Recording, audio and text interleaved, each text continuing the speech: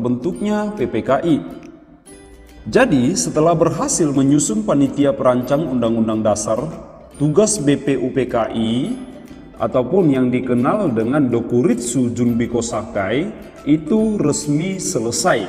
Sehingga pada tanggal 7 Agustus 1945 disinilah BPUPKI itu dibubarkan dan diganti dengan PPKI atau dikenal juga dengan nama lain Dokuritsu Junbi Inkai. Kepanitiaannya ini diketuai langsung oleh Insinyur Soekarno dan wakilnya Dr. Andus Muhammad Hatta.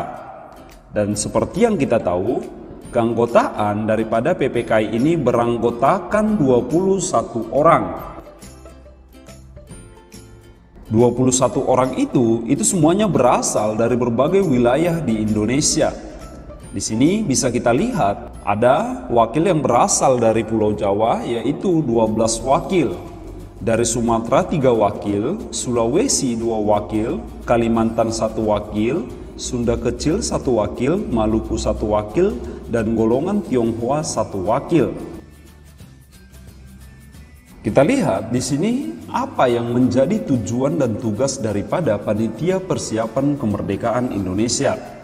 Tujuan terbentuknya PPKI adalah melanjutkan tugas dari BPUPKI sebelumnya yang sudah dibubarkan. Jadi mereka ini memiliki tujuan utama yakni menyegerakan itu proklamasi kemerdekaan dan juga melakukan tata negara beserta membuat struktur kenegaraan.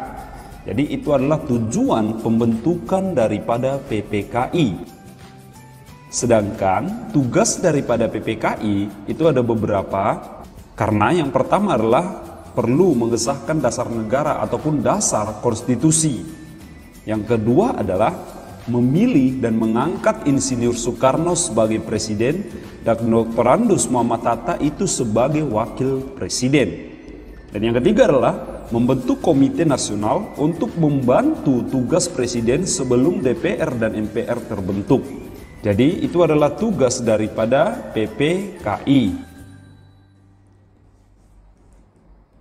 Sekarang kita lihat bagaimana sejarah awal terbentuknya PPKI ini. Kita lihat pada tanggal 9 Agustus 1945, Insinyur Soekarno, Dr. Andus Muhammad Hatta, dan Rajiman Weddiodiningrat itu dipanggil ke Dalat, Vietnam. Siapa tokoh yang memanggil tokoh Indonesia tersebut?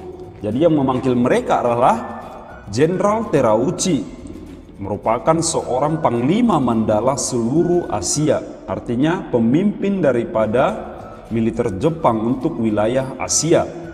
Dalam pertemuan itu, Terauchi menyampaikan bahwa Kekaisaran Jepang telah memutuskan akan memberikan kemerdekaan kepada bangsa Indonesia. Ingat, mereka sudah memutuskan akan segera memberikan kemerdekaan kepada Indonesia.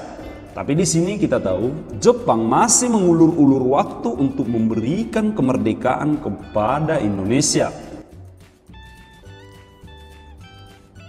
Pada tanggal 15 Agustus 1945, Soekarno, Hatta, dan Rajiman itu tiba kembali di Jakarta setelah kembali dari Vietnam.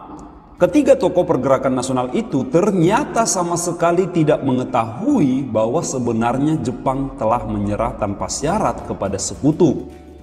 Kita tahu dijatuhkannya bom atom di Hiroshima dan Nagasaki pada tanggal 6 dan 9 Agustus memaksa Jepang menyerah tanpa syarat kepada sekutu atau lebih khusus kepada Amerika Serikat. Tentunya berita kekalahan itu justru diketahui oleh sebagian pemimpin golongan muda. Karena memang faktanya orang-orang yang pertama kali mengetahui kekalahan Jepang adalah golongan-golongan muda. Jadi nanti seketika Soekarno, Hatta, dan Rajiman tiba kembali dari Vietnam itu, mereka langsung menemui Soekarno, Hatta, dan Rajiman.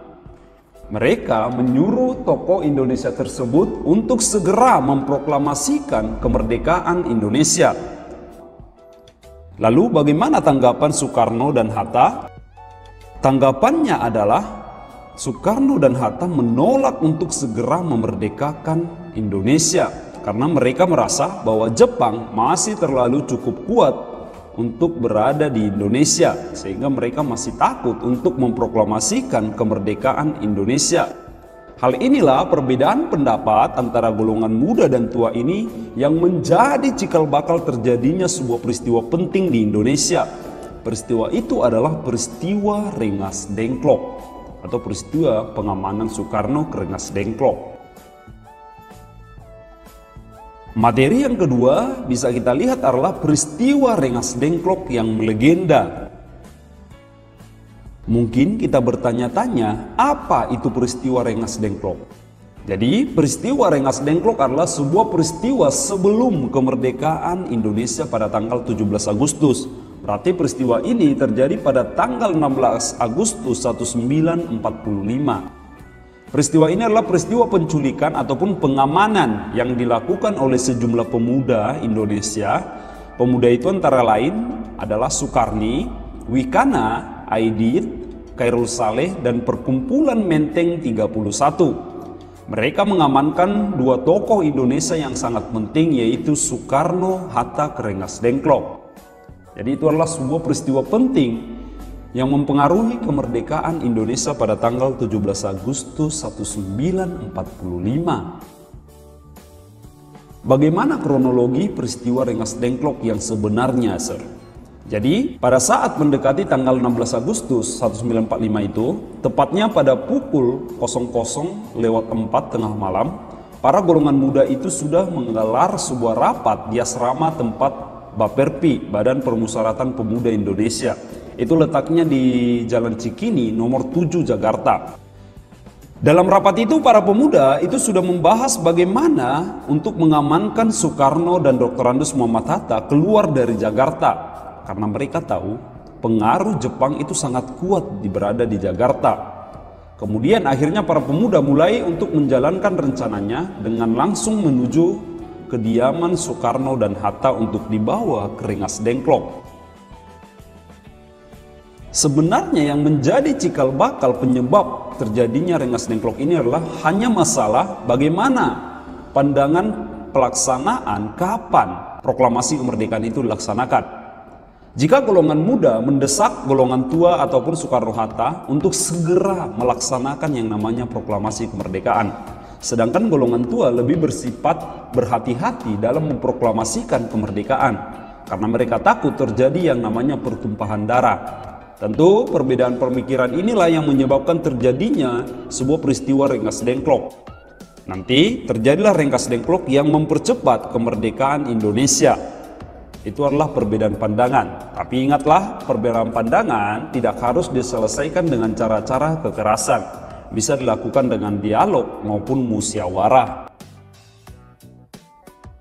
Tujuan dibalik peristiwa Rengas Dengklok yang melegenda adalah mengapa harus dilakukan pengasingan Soekarno dan Hatta. Sebenarnya ini sangat berdampak positif terhadap kemerdekaan kita. Yang pertama bisa kita lihat adalah mencegah supaya Presiden Soekarno dan Hatta itu tidak terpengaruh lagi oleh Jepang, tidak terhasut atau termakan omongan Jepang.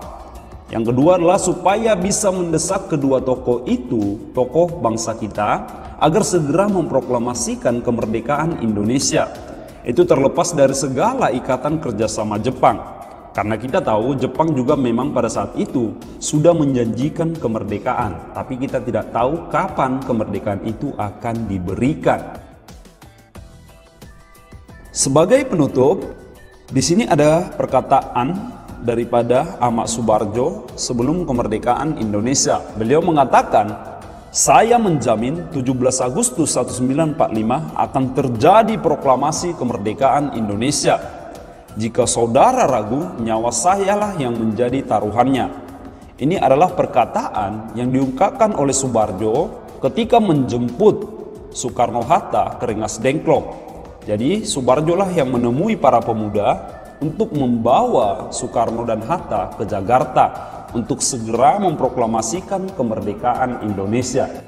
Jadi sejarah yang menyenangkan bukan dalam memproklamasikan kemerdekaan bangsa Indonesia.